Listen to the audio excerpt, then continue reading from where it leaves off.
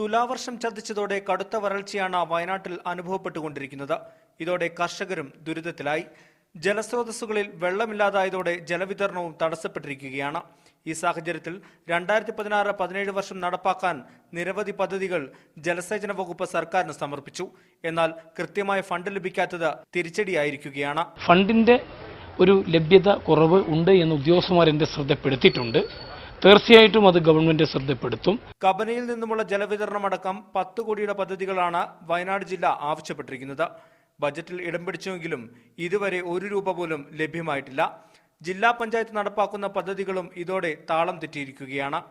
ഇനിയും കാലതാമസമില്ലാതെ അത് എത്രയും പെട്ടെന്ന് അനുവദിച്ച് കിട്ടിയെങ്കിൽ മാത്രമേ നമ്മൾക്ക് നല്ല രീതിയിൽ പ്രവർത്തനം മുന്നോട്ട് കൊണ്ടുപോകാൻ സാധിക്കുകയുള്ളൂ. വരൾച്ച രൂക്ഷമായിട്ടും കേന്ദ്ര സർക്കാരിന്റെ ഫണ്ടും വയനാട്ടിലേക്ക് എത്തിയില്ല. നബാർഡ് നൽകുന്ന തുക മാത്രമാണ് ഏക ആശ്വാസം. അടിയന്തരമായി സർക്കാരുകൾ ഇടപെട്ടില്ലെങ്കിൽ വയനാടുകാരുടെ ദുരിതം ഇരട്ടിയാകും. Toby Johnson, media 1, Wayanad.